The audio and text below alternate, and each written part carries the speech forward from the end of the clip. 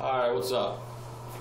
Today I'm going to talk about authentication with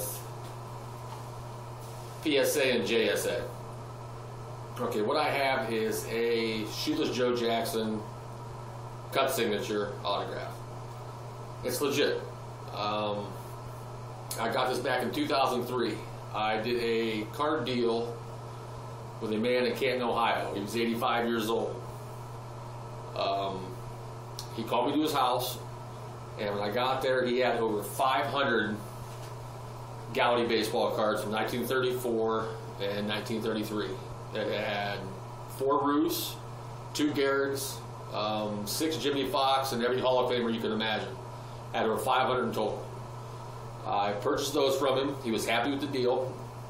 I left, went home, sorted everything. About a week and a half later, I called Mr. Mint.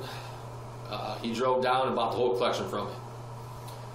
Okay, after that deal was done, about a week later, I got a call from the same man. He says, "Do you collect autographs?" I said, "Yes, I do." So he says, "Come back over." So I went back to his home, and when I got there, he got into a drawer, and he came back and sat at the table, and he says, "This is a Shoeless Joe Jackson autograph." And I said, "Okay, how much do you want for it?"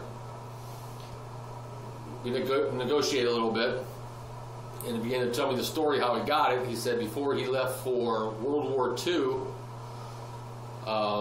he wrote a letter to Joe Jackson asking him for his autograph. He said that's what kids did back in those days. If you wanted an autograph from your favorite movie star or athlete, you would write them a letter in hopes they would send you something back.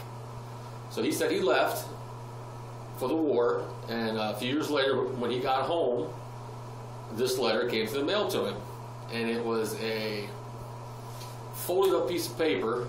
It looked like it was part of a book. It's two-sided. Looks like it was torn out of a book. It's printed in shorthand, and at the bottom is Joe Jackson's signature. At the time, I did not know Joe Jackson was illiterate. Unless you really read up on Joe Jackson and knew his whole life story, I mean, how could you? So I offered the man the amount of money I offered him, and I bought it. And I went home and put it inside of a screw-down case, and that's where it's been for the last 11 years. I didn't know till a couple years ago that he was illiterate, but he could write his own name, sign his own name.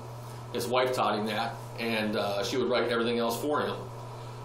There are only maybe, I think, 4 known examples, and I think they're all authenticated by PSA. But I listed this on eBay not too long ago, and I had a ton of responses. People making me offers. I had people telling me, "Oh, it's a fake, it's a phony, take it down," and all this other mumbo jumbo. And everybody has a right to their own opinion. But I had a major auction house contact me through eBay asking me if I wanted to sell it, and they would authenticate it for me through JSA. And I said, "Great, yeah, let's do it." So I sent it to them. I next dated it to them, FedEx, and they sent it to JSA, or they drove it up to Maryland, or not Maryland, to I think New Jersey, and Mr. James Spence, I guess, looked at it and he rejected it. Now, he has a right to his opinion, but I got this from an 85-year-old man. I'm going to believe his childhood memory and how he got it over a third-generation authenticator. I mean, it's pretty sad that in this hobby, in this business, that one guy can just crush everything, or one company can crush everything. I mean, I have a major auction house that was backing me, and one man can say, "Nah, he's not a friend of a friend, or he's not a cousin." If you look around, I mean, it's sick, because this is probably maybe the 5th known example of his signature ever. I don't have it back yet, or I would show pictures, The auction house is sending it back to me. It's been like 3 days, so I am waiting on this to get back. But I also sent pictures to PSA, and I put attention Joe Orlando, the CEO, the owner of PSA, the founder, and the email got intercepted by his secretary, and she says, great story, great autograph, send it to us for $250, we'll look at it and blah, blah, blah. No, I'm not sending you $250 so you can send me a rejection letter saying, sorry, it's not what we think it is. Like again I said, I'm going to believe an 85-year-old man's childhood memory of what he did before he went off to war over some guy that hurt. You know what these people do? They get your autographs, they turn on the computer, they put them side by side, and they say, nah. That's what they do, and it's sad. And people just want to, you're buying a name. You're buying PSA, you're buying JSA. That's all it is. You're buying a name. These guys have got so many things wrong. They've authenticated auto pens, laser autos. Look at all the stuff JSA is screwed up. Look at all the stuff that PSA is screwed up, but yet everybody loves the name.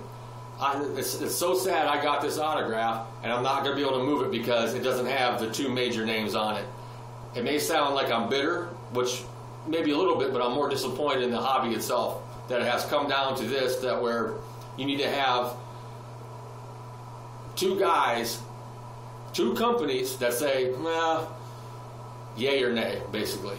And that's basically what I'm getting at. I mean, if you want to leave a comment and say, well, you're just bitter, you're mad because it's not an authenticator, it's not real. No, I know it's real. I sat there, I listened to the man's story. The man was 85 years old. He sat there and he told me exactly how he got it, what he did. I seen the conviction in his face and his eyes when he told the story. I mean, I don't think the guy's an 85-year-old blatant liar, but I'm holding a great piece of history, and I'm not going to be able to sell it because two companies say no.